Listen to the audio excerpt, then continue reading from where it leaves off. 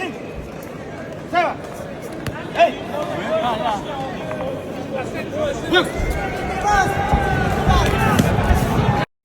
least you get in the fights. At least you get in the fights.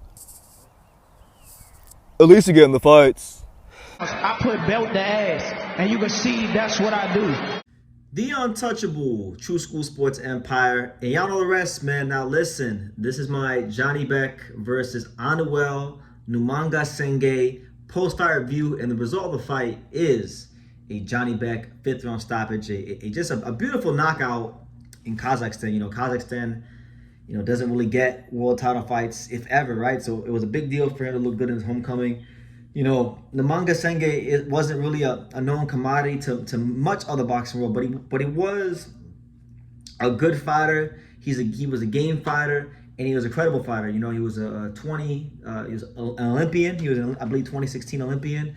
14-0 undefeated. And he had actually picked up a good win against the previously unbeaten Fedor Chikurshin, who, Fedor is a good fighter. I know Fedor from the gyms in South Florida, and he's been a Caleb Plant and Dave Morrell sparring partner, and he had his own plans. He was a guy that was climbing the rankings himself, and this guy Ngamissengue beat him, right?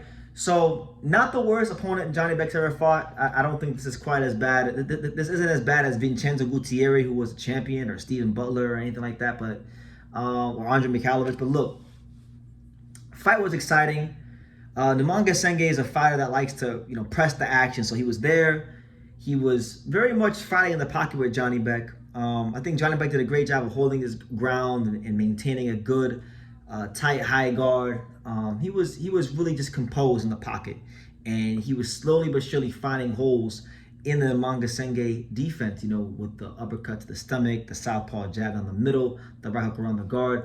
But the thing about this African, Ngamissengue, he would sometimes when he throws his punches, he'd lean over his front foot. So what I noticed watching the fight early on was that when he would throw certain punches and lean over on his front foot, his left ear would be exposed. So I was watching the fight with Pops, and I told my dad, I was like, look, Janibek is gonna stop this dude with some sort of punch on the eardrum, right? So when the 5th round comes, Janibek, the first punch he landed was bang right on the eardrum, and that knocked him out. But the guy was still on his feet, and then he threw another one for good measure. So he actually knocked him out twice with 2 left hands, right? So a routine towel defense for Janibek. How many defense? Like, it's been a while for Janibek. Let me see. It's been now what? 1, 2, 3, 4, 5. That was his 5th defense of the middleweight title. So Janibek has been doing his job, defending the title, building his profile, and he's widely regarded by many and by most at this moment in time as the middleweight champion of the world, or as the best middleweight in the world, I should say. But Janibek, let's be real, he's right now, and it's not really his fault. He can't control this, but the middleweight division is the worst division in boxing. Any of you guys who have heard me speak about this division, I've always made it a point to tell you guys that this is probably one of the thinnest weight classes in boxing as far as depth, as far as talent, as far as skills, and as far as ability. There's no ifs, ands, or buts about it. Now, Janibek, he needs a big fight. And as far as this weight class is concerned, if we're talking about big fights, the only 2 big fights that can be made, the only couple big fights that can be made for him are either against Carlos Adames or Lara, which would be obviously unification fights, and that could potentially lead to Undisputed and cementing himself as a fantastic middleweight fighter. Or like Chris Eubank, if he ever decided to want to take the fight, which I have good reason to believe that he wouldn't take the fight, because he's a fighter that makes a lot of money, and I know Chris Eubanks. I know one of Chris Eubanks' people, and I talked to him about it, and they're not too keen on that fight because the money ain't gonna be what they would get like fighting Conor Ben, right? So I don't think that'll ever happen in that fight. But nonetheless, look, Janibek needs a big fight at middleweight. He needs to unify this division and become undisputed, or he needs to move to 168, because right now what's happening with Janibek's career is we all know he's really good. We all know that he could quite possibly be the best middleweight in the world. But there really isn't much ambition from his team, because he's even said it himself.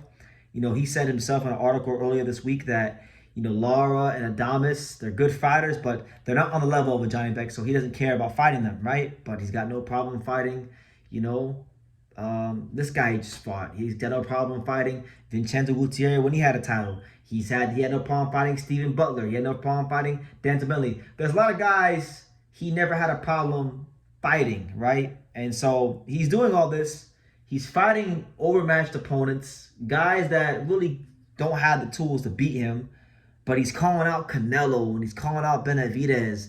And he's trying to build this image of some sort of boogeyman. And guys, what I've learned in boxing throughout the years, in most cases, when a fighter and or promotional company promotes the fighter as a boogeyman, normally it just means that they can't sell tickets. They don't have that star power to get the fights that they want. That's normally what it means. I don't think anybody's afraid of Janibek. I don't think Carlos Adames is afraid of Janibek. I actually think it's the other way around. I don't think Janibek wants to fight Carlos Adames. I don't think he wants that smoke.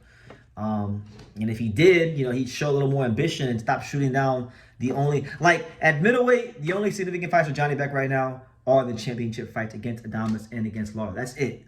There's no other significant fights for him right now other than those kind of fights. And those are the only fights that he's shunning and sticking his nose up at and acting like he's too good and sticking his pinky in the air. So look, I like Janibek. He's a fantastic fighter, but he's not really showing the ambition to go to 168 because he's calling out Canelo, but he hasn't moved up to 168 to even try to position himself for the fights. And he's not trying to go undisputed either. So look, Agus Clemens is a great manager. I think Janibek is probably, I'm not pocket watching him, but once you defended the belt 5 times, you should have been able to secure a good amount of money for yourself, which I think they've done. So the money part has been taken care of. Get to the point where you make those legacy-defining fights because you're 32 years old, you're not no spring chicken, and I'm just getting tired of the whole boogeyman act. Like, you're a good fighter, but I don't think dudes are scared of Janibek. I think he's scared to go up to 168 because if he knows if he goes to 168, he'll get his ass waxed because he's not going to have this size advantage over everybody like he has at middleweight. So, look, good fight. I enjoyed it. Janibek is doing what he has to do. They're putting guys in front of him, and he's knocking them down like bowling pins. So you can't hate on the results. The boxing is a results-based business, and Janibek is getting great results. But it's not always about the results. It's about who you're getting those results against. And he hasn't really gotten those results against anybody that the public would deem significant. And the only 2 guys that the public would deem significant right now are the champions. We want to see Janibek try to become undisputed. And if he doesn't have that ambition to become undisputed, then stop yapping. Stop trying to cloud chase Canelo and Benavidez and these kind of guys. And go up to 168 and pursue greener pastures and bigger fights there. Because look, even on the top rank side of things, there's some good fights up there at 168 for Janibek. You got Christian and Billy, who's a fantastic fighter. That's a very makeable fight. You got Olesius Iglesias, not a big name, makeable fight. Jaime Munguia, very makeable fight. There's some good fights out there for him in as far as top rank, as far as those kind of fights. And Billy, Munguia.